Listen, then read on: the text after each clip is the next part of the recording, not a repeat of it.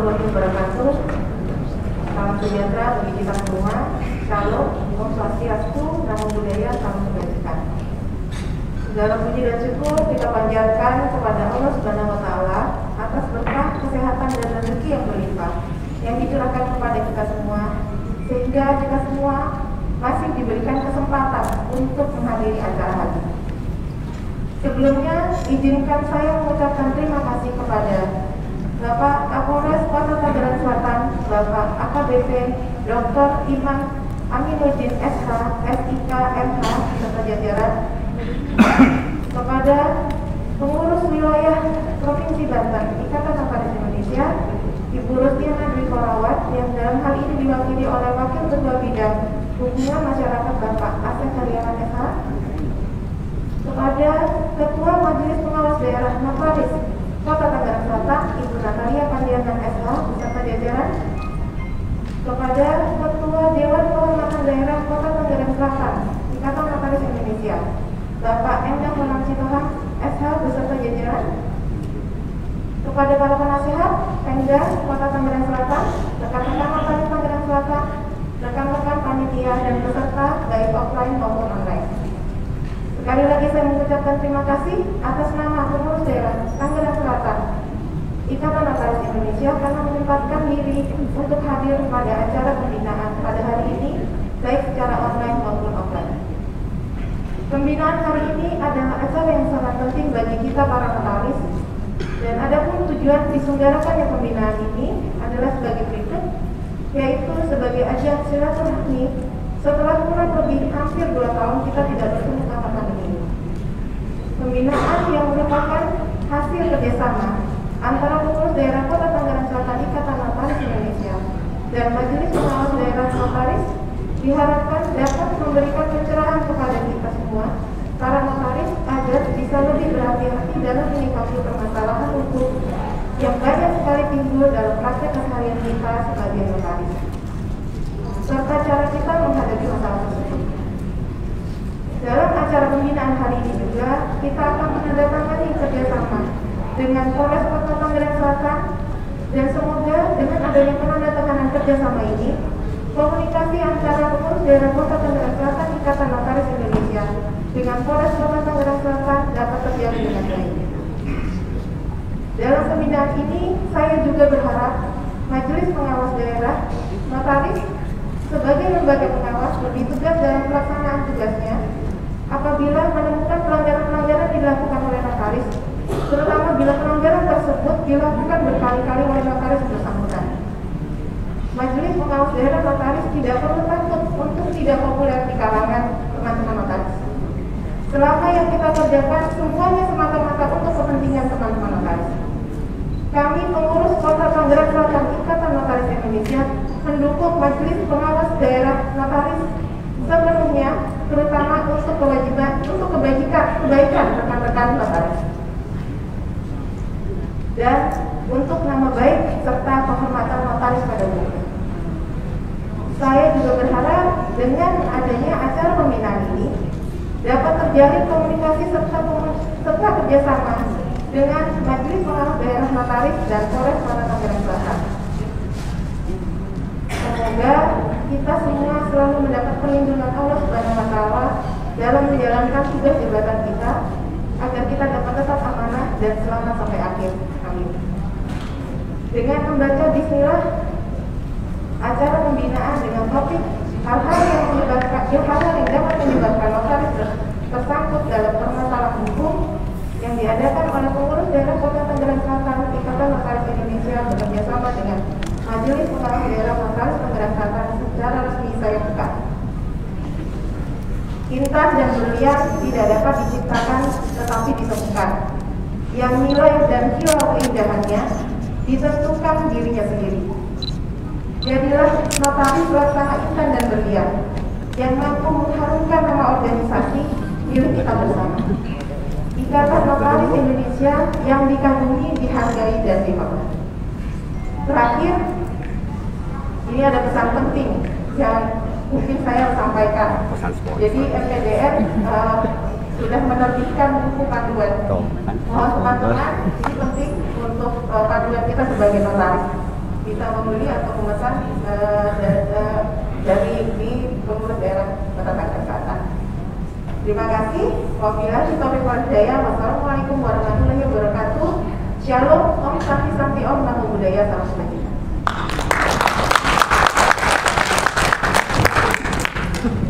Terima kasih Ibu Dia Sukma Permataryani SH.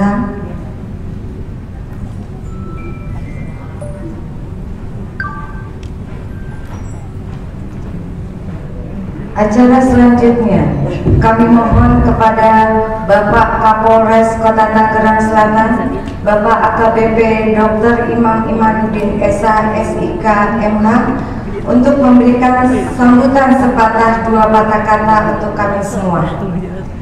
Dilanjutkan pemberian materi dan tanya jawab dengan moderator Ibu Hajah Andrea Septiani SH SPN MH.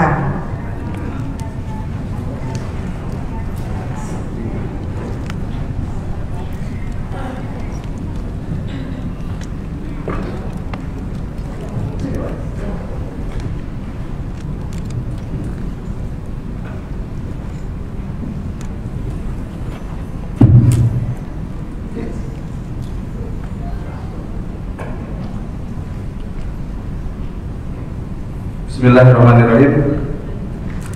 Assalamualaikum warahmatullahi wabarakatuh.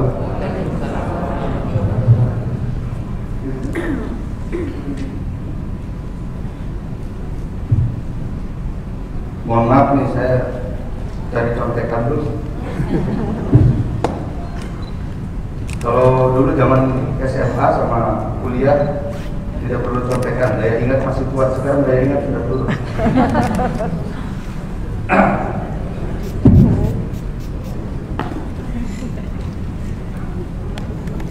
Saya boleh buka masker? Boleh.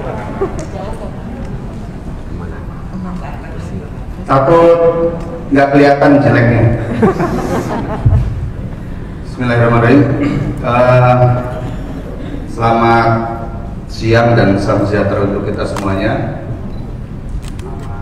Yang saya hormati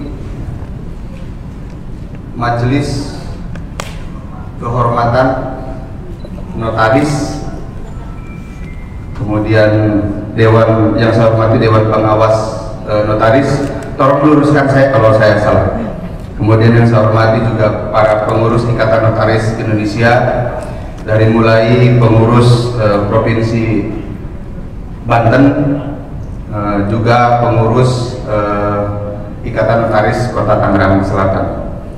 Alhamdulillah, puji syukur kita senantiasa panjatkan kehadirat Allah Subhanahu wa Ta'ala yang masih memberikan kita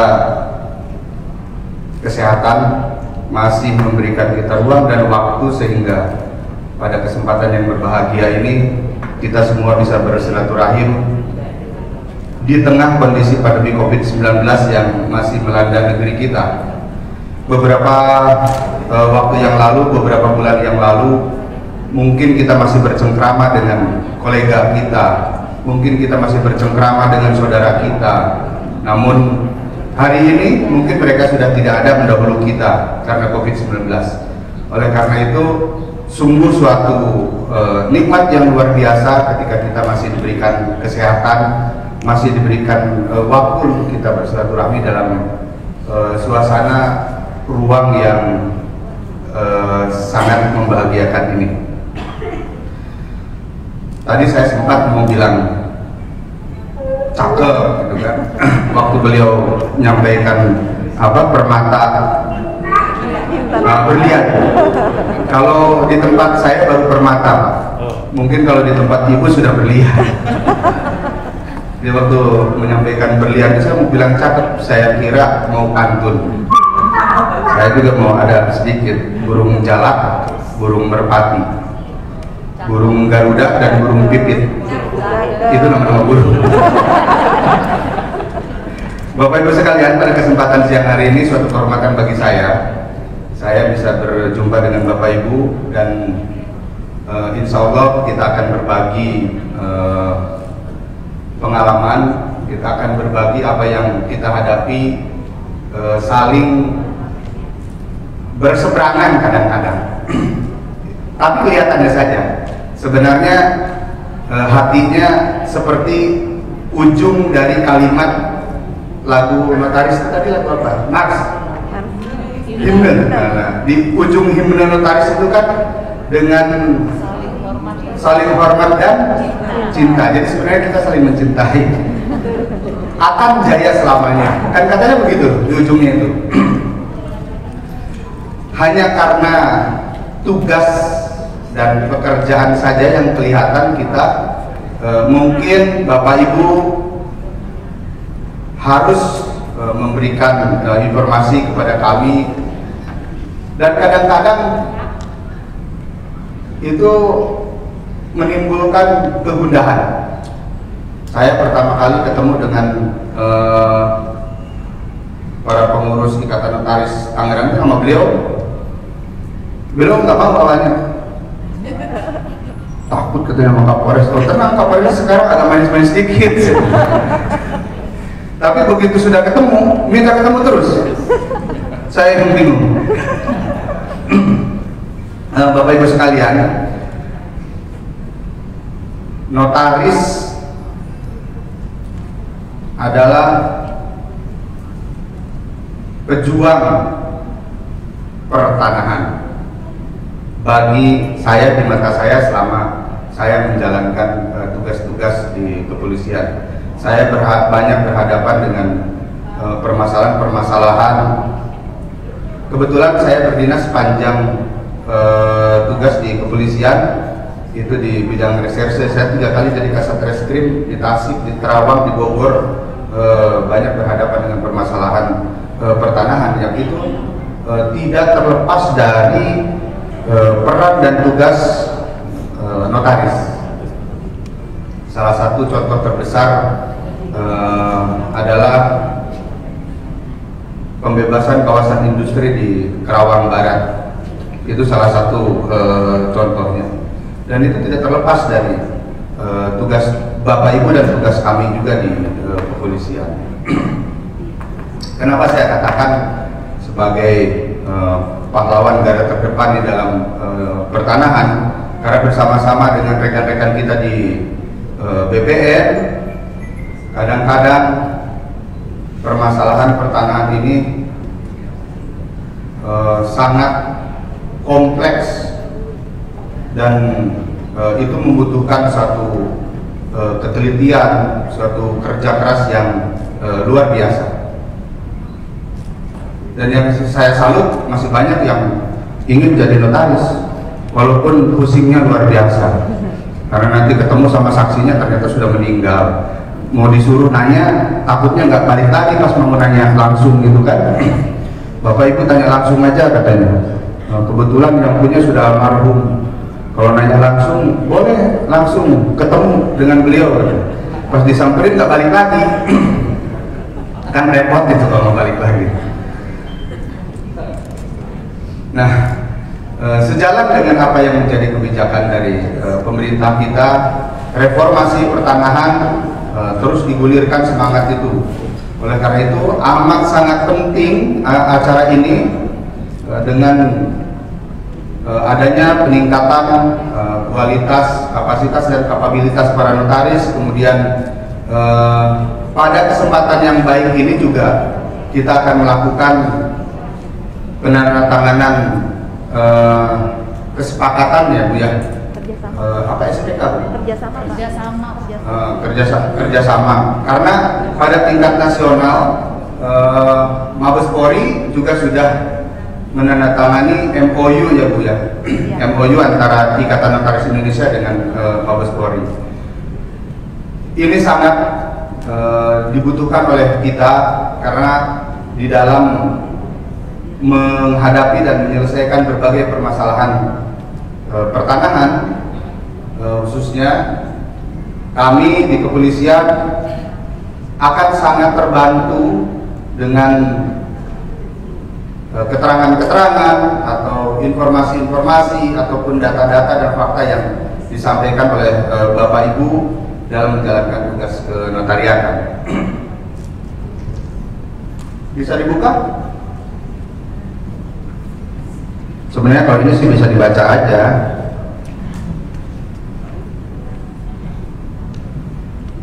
Nggak bisa ditampilkan ya?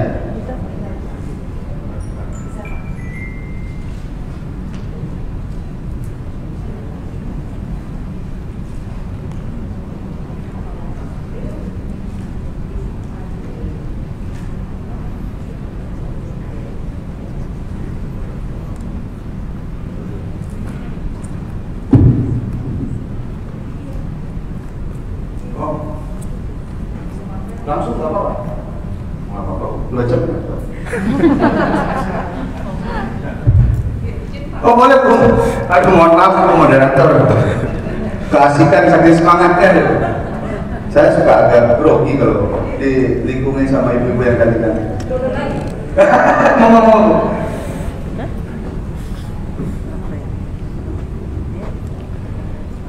Nanti saya temenin Bu. Tenang aja. Lanjut nggak apa-apa? Apa udah? Oh, saya pada berharapnya sudah Pak.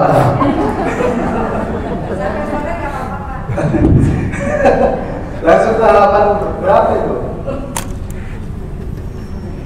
Kasihan kelamaan duduk sendirian. Kalau kelamaan sendirian itu bahaya. 3, 4, yang 4. Atau saya lanjutkan. Jadi beberapa hal yang sering ditemukan di dalam pelaksanaan tugas kami ini, kejadian-kejadian yang terjadi di dalam pelaksanaan tugas-tugas kami di kepolisian dan yang bersinggungan dengan pekerjaan Bapak Ibu sekalian. Di antaranya ada akte pelepasan hak yang palsu. Biasanya pemalsuan yang banyak nih, pemalsuan, baik itu 266 KUH pidana maupun 263 KUH pidana. Kemudian sertifikat yang sudah dibatalkan, akte hibah palsu, kemudian akte risalah dalam palsu. Saya pernah suatu ketika itu menangani satu perkara. Itu ada orang dipanggil. Begitu orang dipanggil nih, ditanya, Bapak kenapa menjual tanah ke beberapa orang? Kata yang punya tanah, oh nggak apa-apa Pak, saya kan jual tanah ke Pak Ardi, itu tanah lapisan pertama. Kemudian saya jual ke Pak Beni, itu tanah lapisan kedua. Saya jual ke Pak Rudi, itu tanah lapisan ketiga. Itulah pengalaman saya Pak. Bapak Ibu, waktu jadi Kasat Reskrim itu pernah satu orang menjual ke 7 orang dengan jawaban yang seperti tadi. Jadi tanah 1, lapisan 1, lapisan 2, lapisan 3 sampai lapisan 7. Sampai lapisan 7. Luar biasa, saya bilang, Bapak toh berani, saya bilang. Nah, ini realitanya. Kemudian ada juga yang datang, ternyata yang datang orang lain waktu membuat akta. Kemudian ada juga orangnya yang tidak bisa tanda tangan, seyogianya mungkin menggunakan sidik jari atau sidik jari ya, cap jempol. Ternyata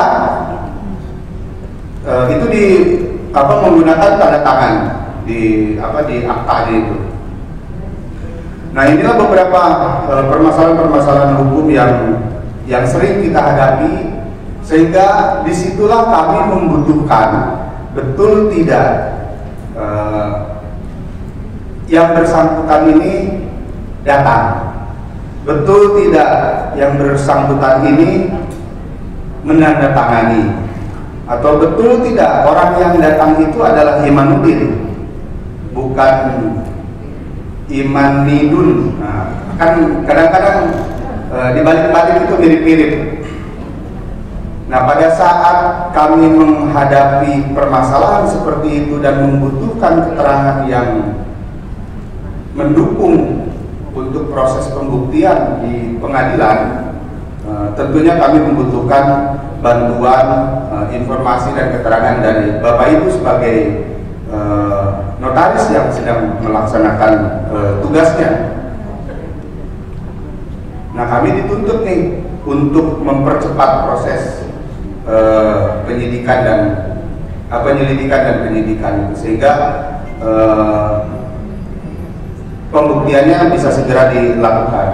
Namun kadang di dalam prosesnya kami terhambat karena ada kegalauan, ada kegundahan dari Bapak Ibu sekalian. Kenapa galau dan gundahnya? Pertama, waduh, masuk kantor polisi ini.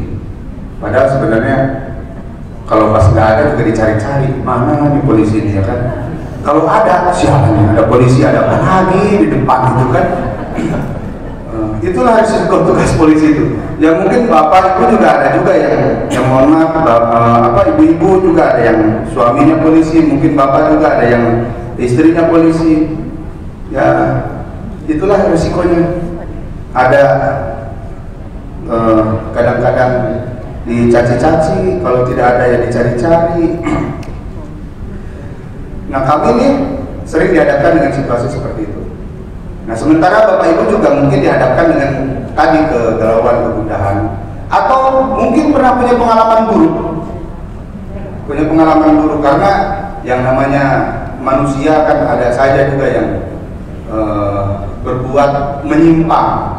Deviasi yang terjadi di dalam satu komunitas itu, walaupun bukan kami permisif, tapi itu seperti alamiah akan terjadi deviasi yang terjadi dalam satu kelompok. Ya itulah yang disebut oknum. Mungkin Bapak Ibu punya pengalaman buruk, waduh ini dicari-cari kesalahannya sama polisi atau sama penyidik. Tapi saya yakinkan pada Bapak Ibu sekalian bahwa saat ini kami terus berbenah juga dan kami terus melakukan perbaikan-perbaikan untuk menjadikan institusi Polri ini yang lebih baik lagi ke depannya. Nah, tentunya ini tidak akan bisa tercapai dengan maksimal tanpa kerjasama dan bantuan dari Bapak Ibu sekalian juga. Jadi kalau kami ingin mempercepat proses penyidikan, sementara di satu sisi terhambat dengan keengganan, ya kami juga tidak akan maksimal. Oleh karena itu suatu kebahagiaan bagi saya hari ini bisa menjadi bagian dari sejarah. Semoga ke depan cinta yang terbangun di antara kita semakin besar. Beberapa bentuk yang lain yang sering kita temukan di dalam permasalahan-permasalahan pertanahan seperti jual beli di bawah tangan. Saya nggak tahu nih, yang di atas kaki seperti apa ya. Jual beli bawah tangan ini sepertinya kesepakatan diksi di antara kita saja nih. Jual beli di bawah tangan, atau di bawah meja. Yang di atas kaki kita nggak tahu. Jual beli di bawah tangan, kemudian egendem perponding yang palsu. Memang tanah-tanah kita peninggalan Ratu Belanda ini banyak juga yang ada yang seolah-olah punya dokumen dari tahun 1825, zaman Perang Diponegoro itu 1825. Cuma 5 menit kan Perang Diponegoro itu, 1825 sampai 1830. Jadi kita ditinggal sholat maghrib, Perang Diponegoro sudah selesai. Kemudian penipuan dan penggelapan, surat keterangan tidak sengketa. Nah, ini saya pernah menangani satu perkara di Bogor. Tanah tersebut sedang dipersengketakan di pengadilan. Kemudian salah satu pihak memperjualbelikan dan di dalam salah satu persyaratannya dinyatakan di situ tanah tidak sedang dalam keadaan sengketa. Padahal waktu itu tanah tersebut sedang bersengketa di pengadilan. Nah, memang kami kesulitan. Karena apa? Ya yang mengajukan jual beli, yang memproses jual beli tersebut tidak mau memberikan keterangan. Padahal sebenarnya saya cuma butuh keterangan begini saja. Oh iya Pak, waktu itu memang begini. Yang datang adalah ini. Tidak ada sesuatu yang tidak bisa dikomunikasikan. Yang kita butuhkan itu adalah keterangan yang mendukung dugaan satu perbuatan pidana tersebut. Kemudian surat keterangan waris. Nah ini waris juga kemarin akta waris palsu ya, surat keterangan waris. Nah surat keterangan waris ini memang sedang menjadi menarik ketika objek yang dipersengketakan itu memiliki nilai yang luar biasa. Kemarin di Pamulang sudah kejadian ahli warisnya 100. Saya agak bingung dikit, ahli warisnya 100. Saya bilang ini dari berapa induk ya? Ya. Iya, jadi di bawahnya cicit itu apa ya? Cucut. Nah itu jadi ahli waris itu di bawah cicit. Cucut. Bapak yang pemberi warisnya itu Imanuddin, kemudian punya anak, anaknya punya cucu, cucunya punya anak lagi. Ya anak-anak. Itulah 100-nya itu yang anak-anak ini. Kita tidak tahu apakah kakeknya, apakah neneknya, apakah kakek-kakeknya itu sudah pernah menjual atau belum gitu kan.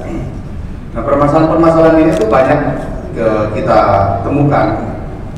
Dan sebenarnya Bapak Ibu diberikan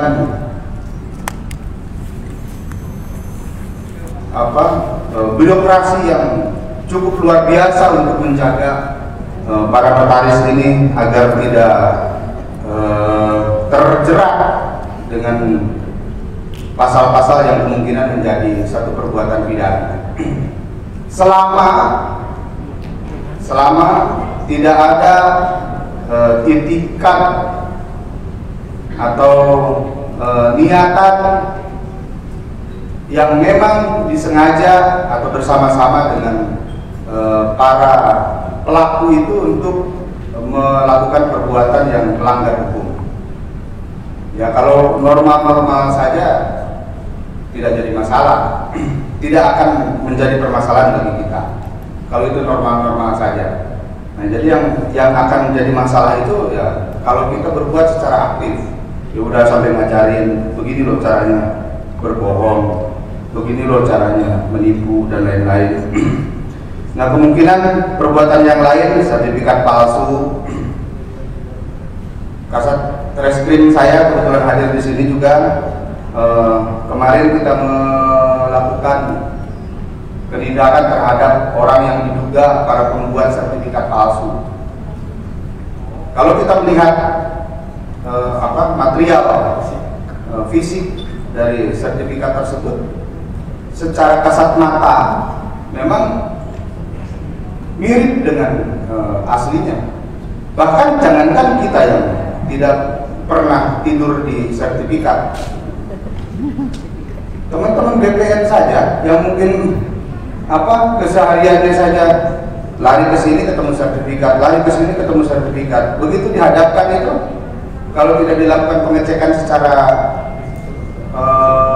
detail, itu menganggap melihat bahwa itu adalah sertifikat seperti asli.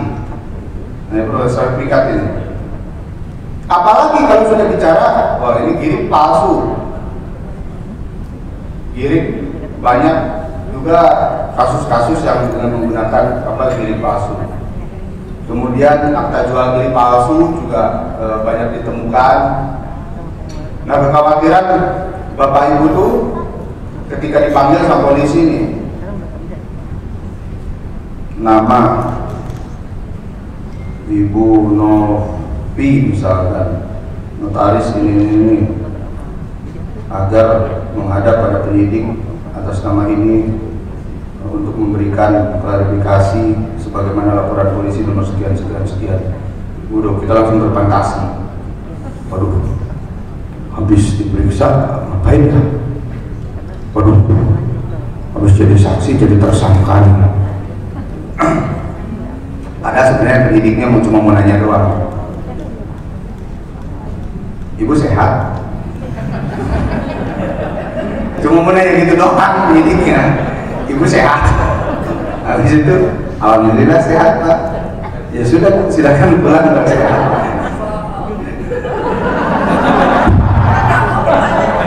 Pengalaman pribadi biar tidak stres.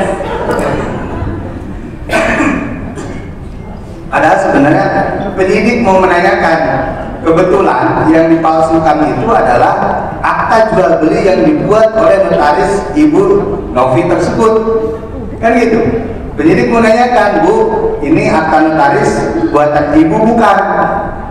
Oh bukan Pak. Dari mana kalau ini tahunya bukan buatan Ibu? Kalau buatan saya ada tandanya seperti ini. Kalau ini tidak ada tandanya Pak. Pola susunan katanya kalau yang buatan saya itu adalah begini. Kemudian model kertasnya begini. Itulah yang dibutuhkan oleh penyidik ketika mempertanyakan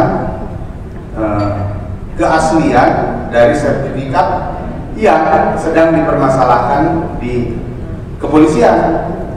Nah, cuma kan kadang-kadang karena udah takut duluan ya Bu ya, sudah demam duluan, akhirnya ya menghindar sana sini. Cuma khawatirnya tolong jangan menghindar. Kalau menghindar takutnya pas begitu Ibu datang ke sono mau bikin SIM, ya kan, ketemulah Ibu kan yang saya cari, itu lebih nggak enak lagi gitu. Ibu yang saya cari. Loh, emang kenapa Bapak nyari saya? Enggak, cuma mau nanya doang. Ini sertifikat asli enggak? Enggak, palsu. Ya sudah gitu Pak, katanya kan gitu. Nah, ini seperti itu. Kemudian tadi mana lagi?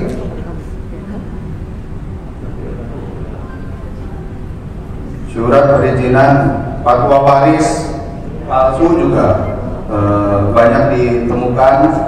Kemudian peniruan tanda tangan, atau mungkin ada juga yang seolah-olah datang padahal tidak datang, atau ada juga yang tadi kami sebelum kesini sempat berdiskusi juga apakah memungkinkan yang mungkin bagi para pemangku kepentingan di Dewan Kenotariatan, Dewan Pengawas Notaris, Dewan Kehormatan Notaris, Ikatan Notaris Indonesia bisa membuat satu kajian yang mendukung tugas Bapak Ibu sekalian. Karena pada saat sebelum kesini kami tadi sempat berdiskusi, jadi untuk memastikan orang itu betul yang datang ini adalah pihak yang berkepentingan, bisa menggunakan detektor retina atau detektor sidik jari yang terkoneksi dengan dukcapil, sehingga bisa dipastikan bahwa yang datang itu adalah orang yang betul-betul punya kepentingan di dalam pembuatan akta tersebut.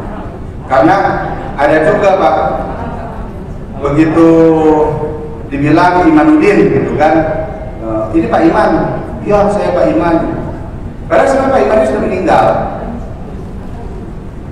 Jadi dia jadi sosok Pak Iman untuk melakukan transaksi.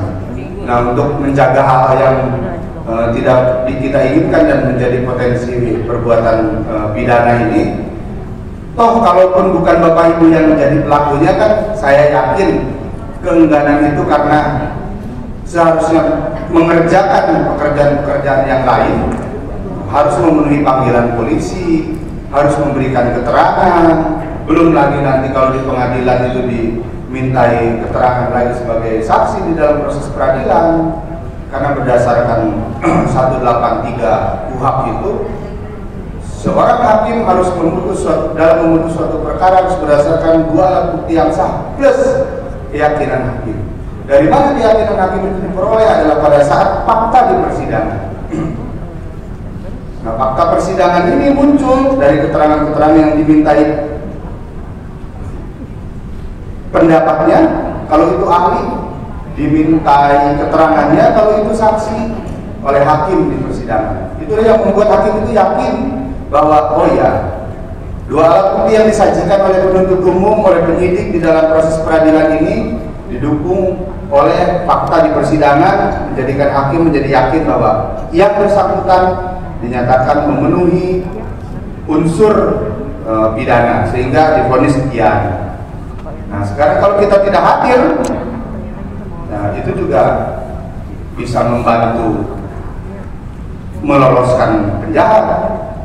Nanti pas di akhirat ketemu, kamu kenapa masuk neraka? Karena saya dibantuin, tolongin sama Pak Notaris yang ini. Pas kita mau masuk surga kan bismillahirrahmanirrahim. Sebentar Pak, itu Bapak bantuin dia masuk neraka, sebentar ya 2 tahun aja, katanya kan gitu. Nah ini jangan sampai terjadi itu. Makanya kita betul-betul harus berhati-hati dan detail di dalam melaksanakan pekerjaan kita. Kemudian beberapa modus operandi yang biasa dilakukan dengan menghapus bagian kata atau kalimat, baik sebagian ataupun seluruhnya. Kemudian menambah atau menyisipkan kata atau kalimat atau angka. Nah, ini beberapa modus operandi yang biasa terjadi. Membuat atau memalsukan seluruh isi dokumen, kemudian dengan tipu daya menyuruh tanda tangan pada kertas kosong. Banyaklah kalau cara-cara menipu itu. Membuat belangko, kemudian memasukkan tanda tangan atau cap stempel, menggunakan surat-surat atau dokumen palsu sebagai persyaratan. Betul, proses yang dilaluinya itu sesuai dengan prosedur yang mengatur untuk penerbitan sebuah akta. Namun sebelum masuk proses itu ada perbuatan-perbuatan pidana lain yang mendahuluinya, atau mungkin pada saat sedang proses itu ada perbuatan pidana lain yang menyertainya. Nah, penyidik akan tahu itu kalau memperoleh penjelasan yang sejelas-jelasnya dari Bapak Ibu sebagai notaris. Jadi jangan biarkan kami berprasangka dengan cara memberikan fakta.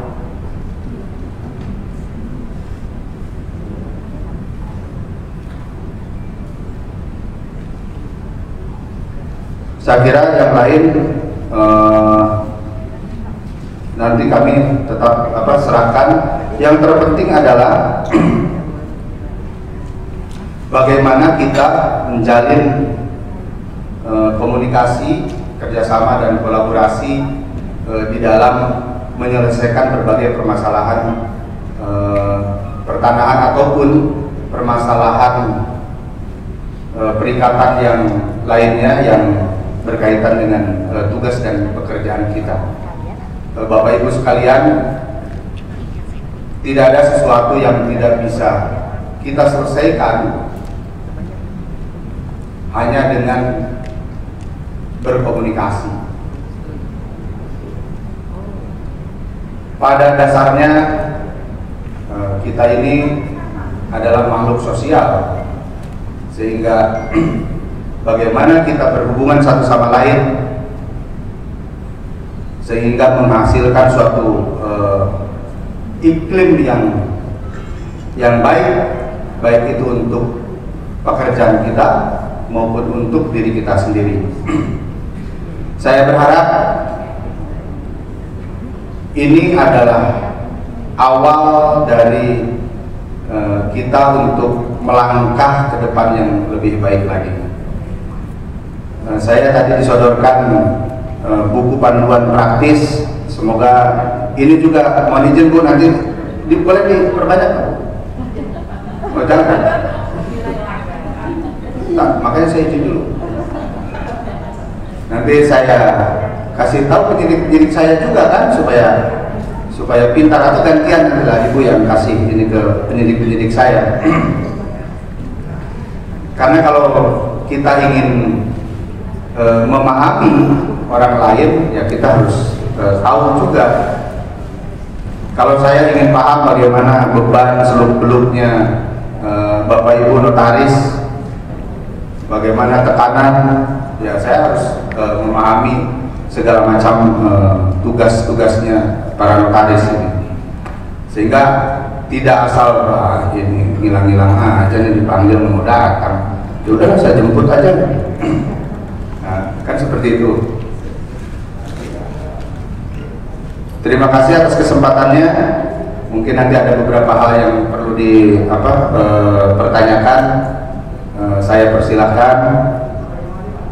Mohon maaf apabila ada kekurangan.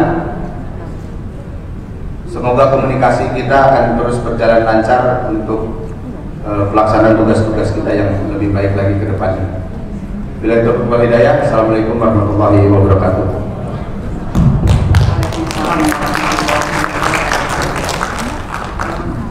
Berikan aplaus yang luar biasa.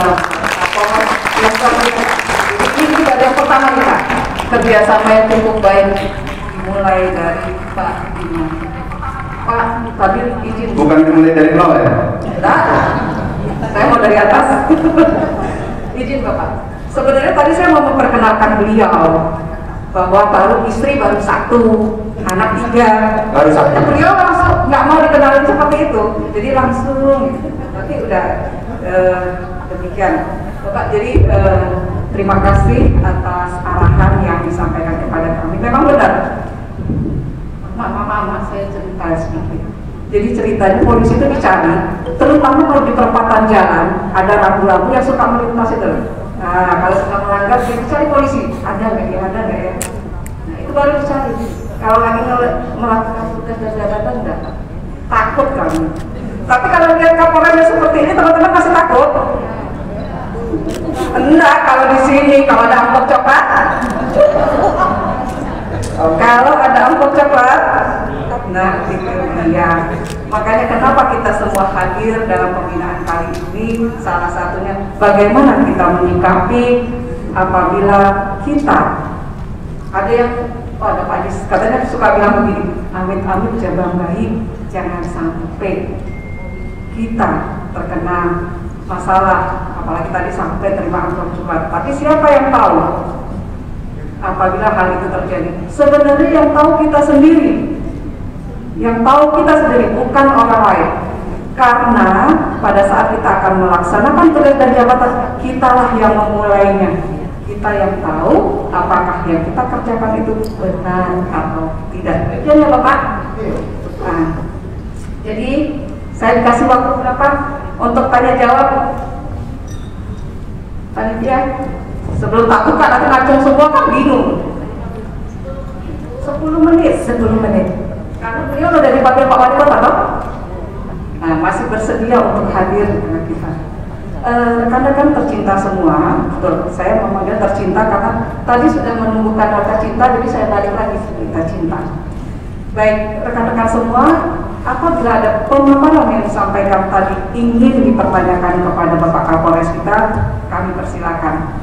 Dan ada 5 lajur, 1 dari sini, 2 dari sini, dari tengah, tidak, 3, 4. Oh, dari online katanya Bapak. Kalau online saya soalnya nggak bisa. Oke, boleh. Nanti yang dari online Bapak. Baik, mungkin nanti ada perwakilan yang akan membacakan dari online. Namun saya persilakan Ibu Afsari, silakan. Beliau PD juga Pak. Selamat siang Pak Imam. Perkenalkan saya Afsari. Betul kata Bu moderator tadi, kalau kita sudah menerima amplop coklat deg-degan iya, takut iya gitu Pak. Terus yang kita baca pasal-pasal, cuma kasusnya apa kita tidak pernah tahu, cuma kata pasal ini. Yang saya tanyakan indikasi apa dari saksi terus menjadi tersangka, itu aja Pak. Terima kasih. Assalamualaikum warahmatullahi wabarakatuh. Salam. Yang kedua dari ini, nah ini Ibu Ketua MPD, Bapak udah kenal? Udah Iwan, minta tolong.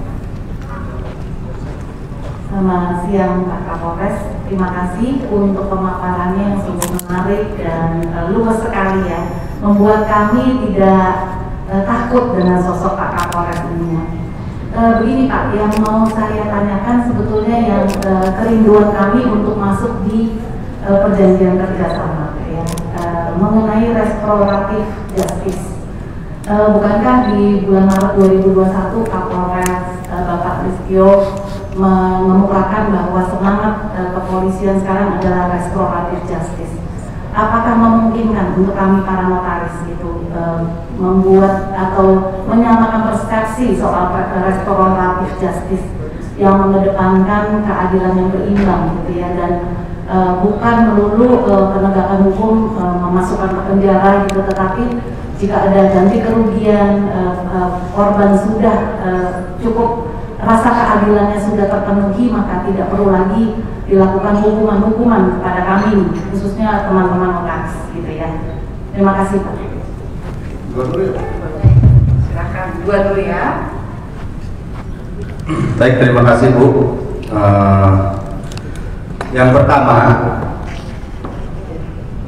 indikasi ya, indikator apa yang bisa dilihat dari saksi kemudian bisa menjadi tersangka.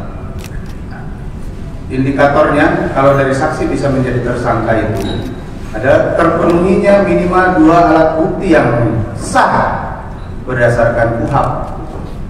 Kalau kita lihat di KUHP itu, Kitab Undang-Undang Hukum Acara Pidana, itu di pasal 184 disebutkan alat bukti yang sah itu adalah 2 keterangan saksi, kemudian keterangan ahli, kemudian petunjuk, surat, dan keterangan terdakwa.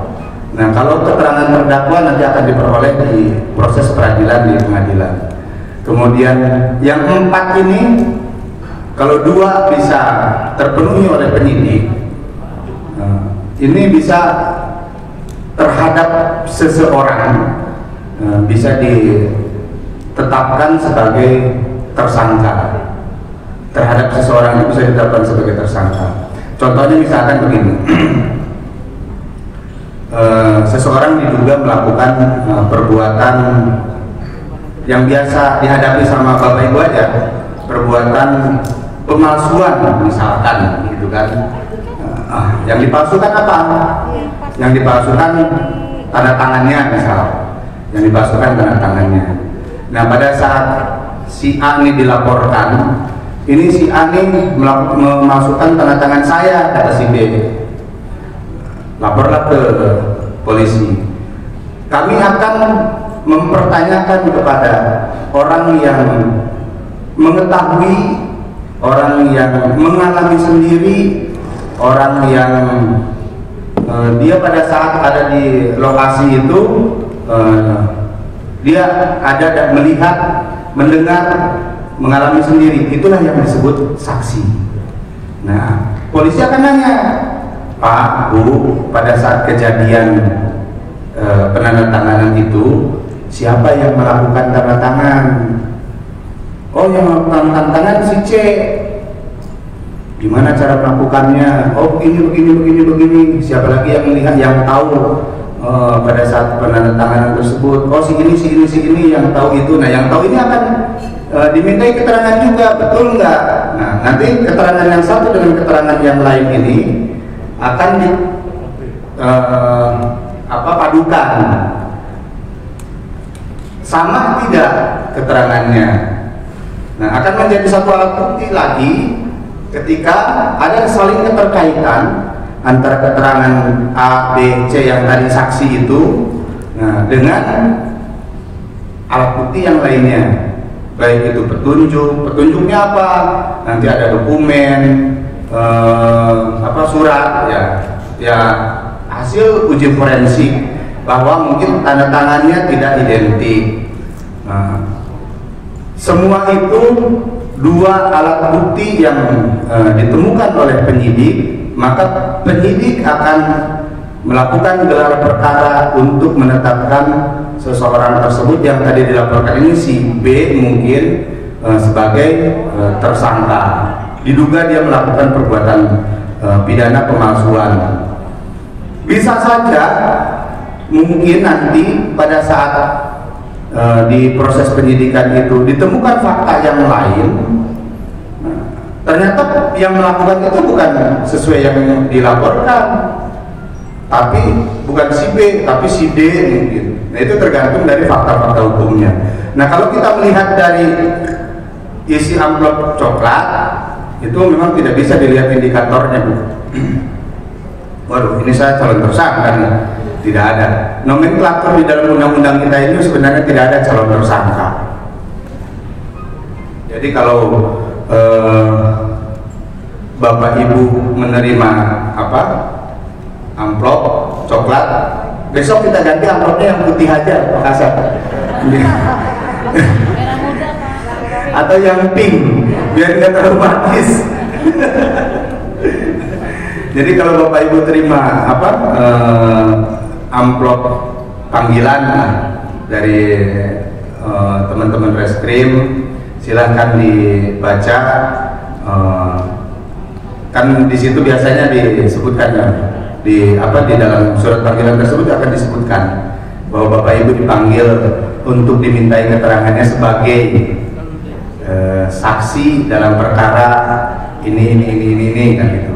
Nah, kalau misalkan kelihatan tuh perkaranya, pemalsuan, kita tinggal ingat-ingat mana ya yang pernah saya palsuin. Oh, sepanjang pengetahuan saya tidak ada yang pernah saya palsuin. Tidak perlu takut, polisi tidak akan cari-cari kesalahan. Kalau ada penyidik yang mencari-cari kesalahan atau merekayasa perkara, kami sudah punya salurannya. Saluran untuk mengadukan, baik itu melalui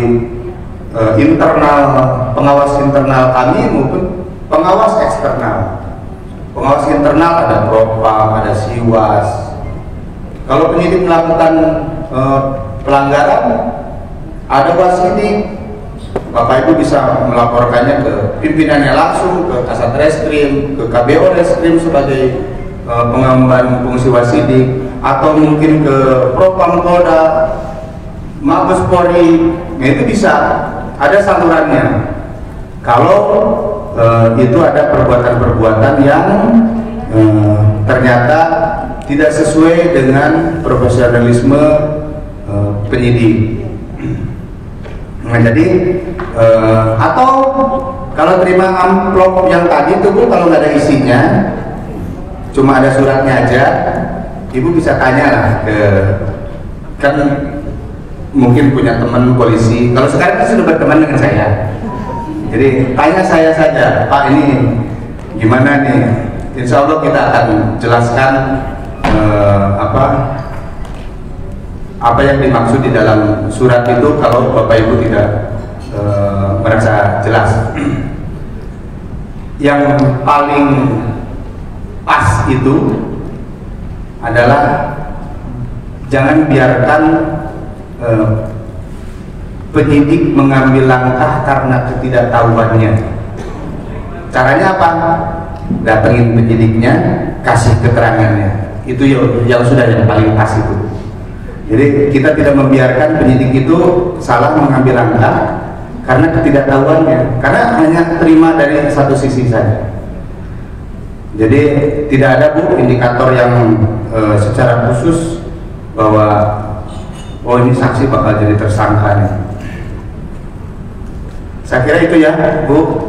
Kemudian yang kedua, restoratif justice.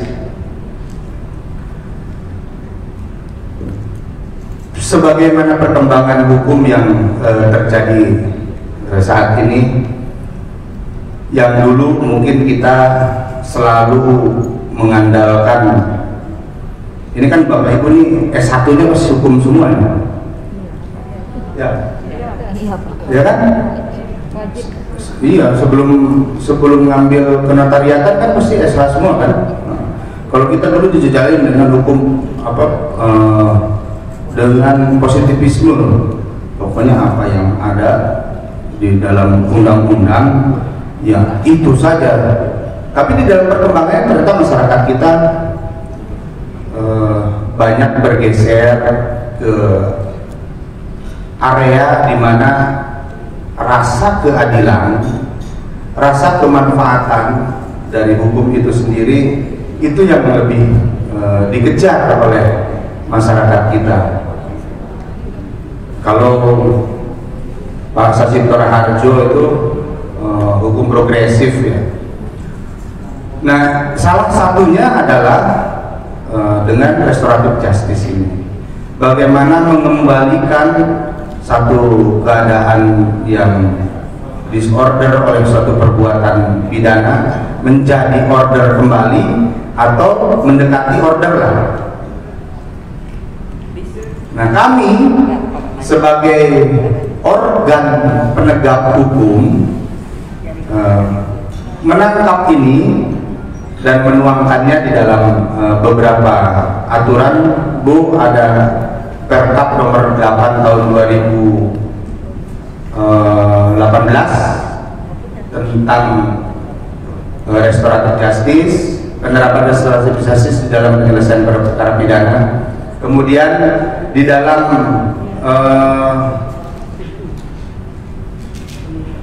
peraturan Kapolri juga tentang penyidikan tindak pidana, kami sudah memasukkan ruang restoratif justice itu untuk penyelesaian beberapa permasalahan pidana yang dihadapi oleh masyarakat. Namun demikian, sebagai wasit, sebagai organ penegak hukum, kami tidak bisa berbuat secara aktif. Jadi misalkan menyarankan apa, sudah kamu ini aja gitu. Nanti kalau para pihaknya tidak terima, ya itu akan menjadi feedback yang kurang bagus juga. Nanti kita dibilang diskriminasi atau kita dibilang berat sebelah dan lain-lain, ya kan. Hanya kami akan selalu informasikan bahwa terhadap perbuatan-perbuatan tersebut mungkin Bapak Ibu akan menempuhnya melalui proses restoratif justice atau musyawarah mufakat atau perdamaian dan lain-lain, itu dipersilahkan dan kami mengakomodir itu. Bahkan untuk memberikan satu kepastian hukum, perlu Bapak Ibu ketahui juga, Polres Tangerang Selatan sudah melakukan penandatanganan MOU dengan Pengadilan Negeri Tangerang berkaitan dengan penerapan restoratif justice. Jadi kenapa itu kami lakukan? Karena banyak ditemukan setelah berdamai, kemudian di kemudian hari ternyata apa yang menjadi kesepakatan dari perdamaian itu tidak dijalankan. Nah, pada saat tidak dijalankan ini muncullah permasalahan baru nih. Waduh, lapor lagi, Pak. Ternyata dia bohong lagi, Pak. Yang kedua sama saya. Sudah kemarin saya dibohongin, Pak. Sekarang musyawarah pun dibohongin sama dia. Memang aku yang tukang bohong, Pak. Nah, kan repot kalau sudah begitu. Akhirnya minta dilanjutkan lagi. Dengan permasalahan-permasalahan seperti itu, kami diskusi dengan ketua pengadilan. Akhirnya terbitlah surat kesepakatan bersama MOU kami dengan Pengadilan Negeri Tangerang berkaitan dengan penggunaan atau permasalahan restoratif justice di dalam penyelesaian perkara-perkara yang kami tangani dan alhamdulillah sudah berlangsung cukup lama. Nah, kalaupun nanti, tapi amin cabang baik ya. Nauzubillah min dzalik. Kalaupun nanti Bapak Ibu ternyata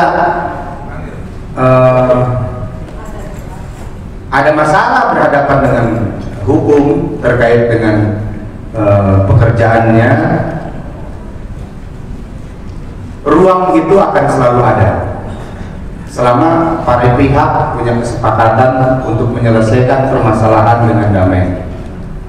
Jadi tidak akan tertutup itu, Bu. Dan saya yakinkan kepada Bapak Ibu, insya Allah penyidik-penyidik kita saat ini bukan penyidik masa lalu. Ya bukan, Bu, karena yang masa lalu sudah pada pensiun.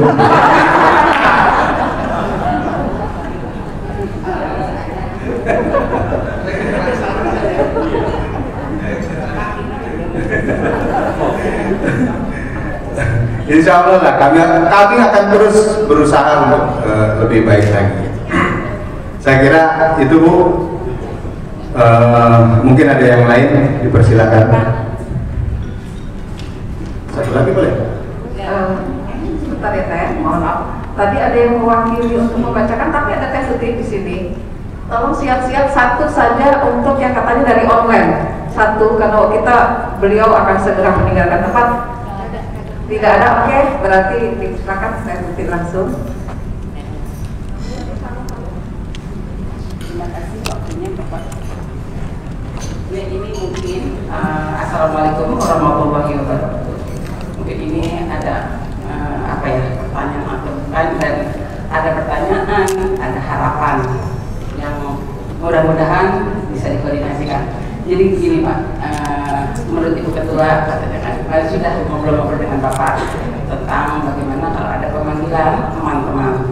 Ya seperti Bapak ketahui juga, kami para notaris jujur kalau dapat amplop coklat langsung terpipis-pipis gitu ya Pak. Nah, saya teringat waktu beberapa tahun yang lalu, kebetulan di pusat itu perlindungan profesinya mantan polisi ya Pak.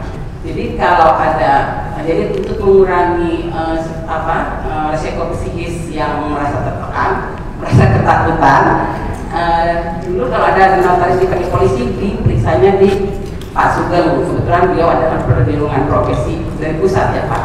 Nah sekarang maksud saya, apakah dimungkinkan kalau misalnya teman-teman kami ada yang dipanggil tidak harus Polda gitu, karena kan mungkin ada bisa di pemanggilan itu kan ada yang harus di Polres, ada di Polda Metro Jaya, dan ada di Banten ya Pak.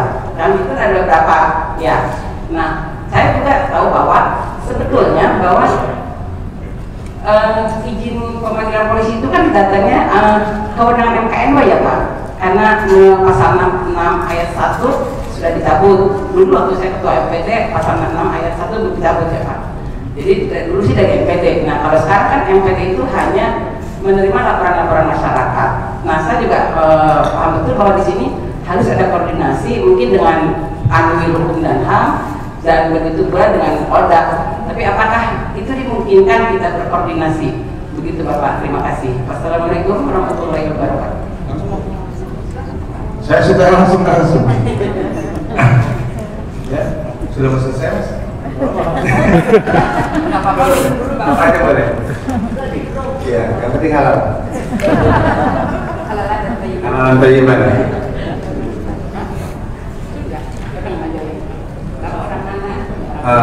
Abdi di Majalengka Pak.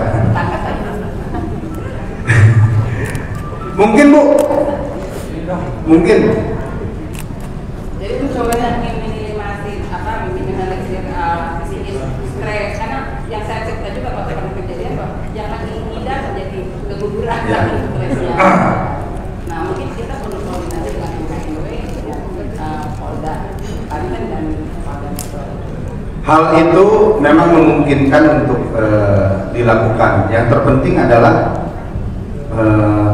substansi keterangannya. Namun demikian, di dalam proses penegakan hukum ini kita mengenal persamaan di muka hukum. Makanya kemudian kenapa kami dari penegak hukum itu melakukan pemanggilan atau meminta keterangan di kantor kepolisian supaya tidak terjadi anggapan-anggapan yang diskriminatif terhadap saksi atau ya terhadap warga masyarakat yang berurusan dengan hukum. Nanti kalau misalkan ternyata kalau saya manggil Bu Tuti, saya datangin ke rumahnya. Kalau saya manggil ini, gimana caranya saya panggil, kan gitu. Nah ini untuk menghindari hal-hal yang seperti itu, makanya kami mengundang atau memanggil semua pihak yang berperkara itu untuk dimintai keterangan di kantor kepolisian. Tapi kalau ada hal-hal yang memang sangat mendesak dan tidak bisa ditinggalkan atau mungkin berkaitan dengan kesehatan yang bersangkutan, nah itu bisa dikomunikasikan dengan penyidik. Memang kalau ada hal-hal yang betul-betul menjadikan yang bersangkutan itu tidak bisa datang, silakan dikomunikasikan saja dengan penyidiknya. Dengan pengecualian ya Pak? Ya, boleh. Jadi tidak maksudnya pengecualian, jadi maksudnya tidak semua yang dipanggil gitu kan. Misalnya, mohon maaf ya Pak, dan KMW itu kan adanya di Kanwil ya Pak, sementara ini dan memang sekretariatnya ada di Kanwil. Apakah tidak bisa dipanggil dihadirkan di Kanwil menurut saya gitu? Kalau kita pengaruh ini Pak, kadang-kadang kalau ke Polda Metro orang sebelum apa-apa, kok suasana Polda butuh bikin stres tuh Pak gitu. nanti Ibu jalan-jalan dulu ke lobinya Reskrim Polres Tangsel atau ke tempat pelayanan terpadunya Polres Tangsel. Nah, silakan, Ibu tidak akan merasakan itu berada di kantor polisi. Baik. Kalau yang belum, nanti bisa coba. Mohon izin, karena sudah ada telepon buat beliau dari Pak Wali Kota, sudah ditunggu. Jadi dengan amat sangat terpaksa pertemuan dengan yang akrab dengan beliau ini. Nanti kita akan jumpa lagi, tapi tidak dalam amplop coklat Pak. Iya. Ngopi-ngopi saja. Nah, itu ya. Saya kira mungkin boleh saya tutup. Oh ya Pak, silakan. Oh, dah. Singkat Boleh. Singkat. Ya.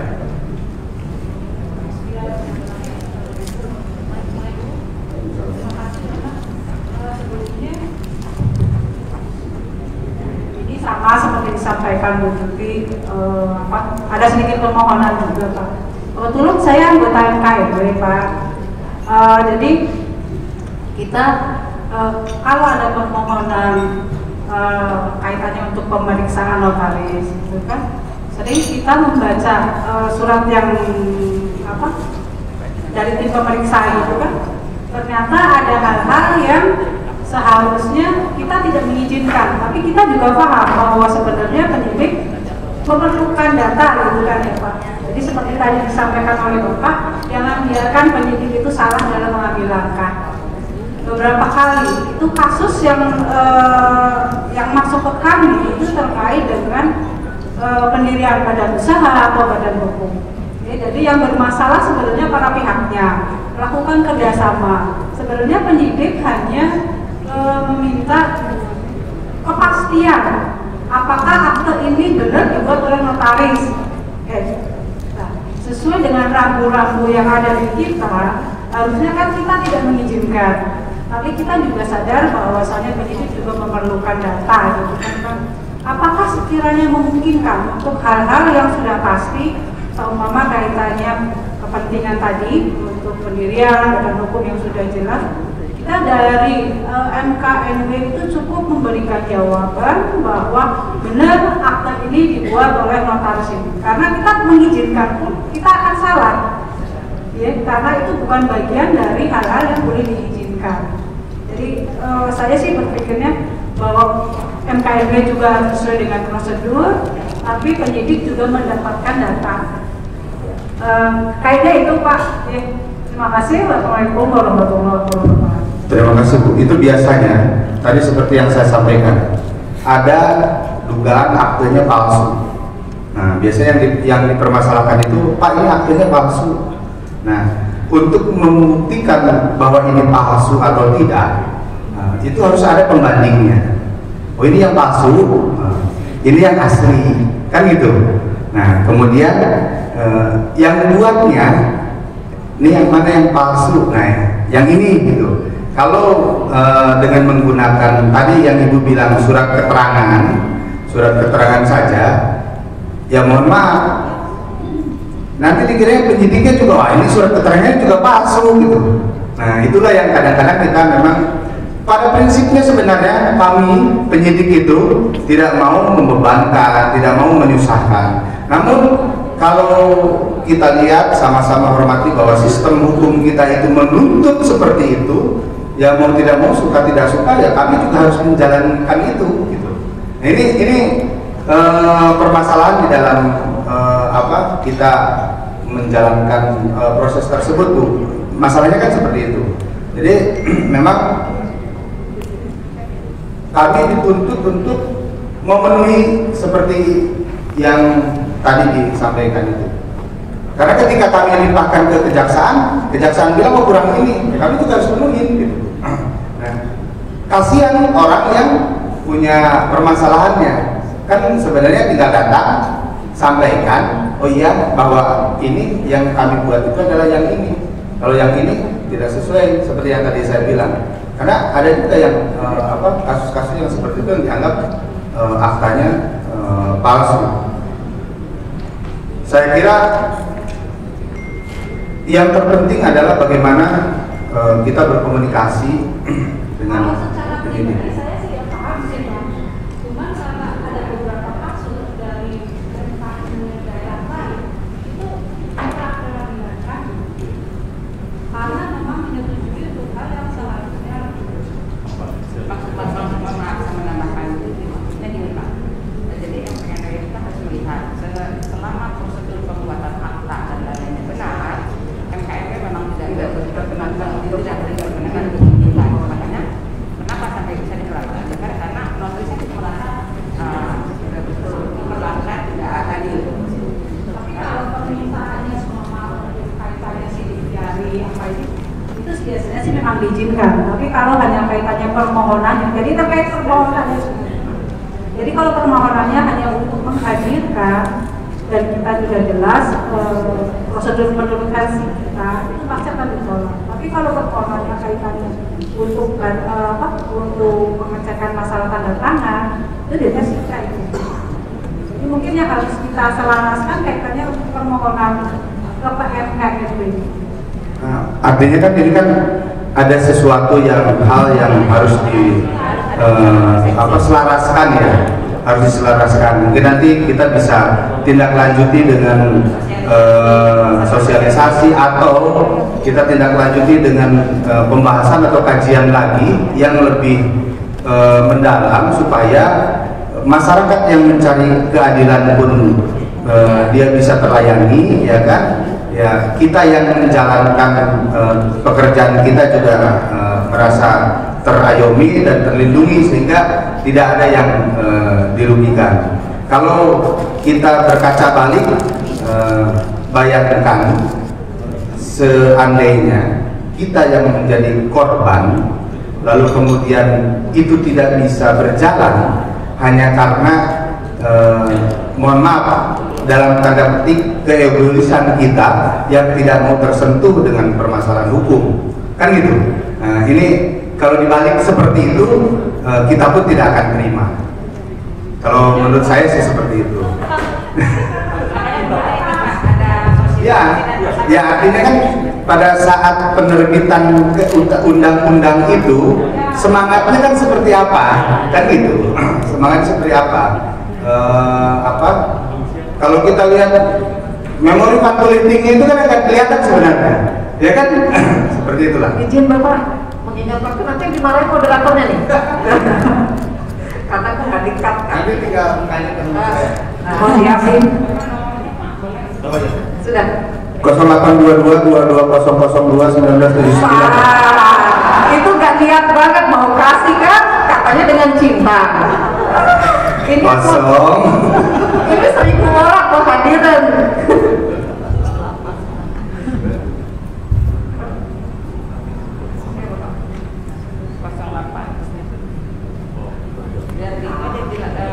Nanti saya bacakan karena dengan cinta nanti. Dia melihat ada kadang-kadang nggak sore-sore di kertas. Siap. Nomornya beliau adalah 0822 2002. Oh, tanggal lahir ini 1979. Nah, siap-siap kasih kado ya. Catat ya tanggal lahir nih. 0822 2002 1979. Demikian, karena waktu juga yang mengakhiri kita ya Pak. Nah, berikan aplaus yang luar biasa untuk sekali lagi kepada Bapak Iman Imanuddin. Selanjutnya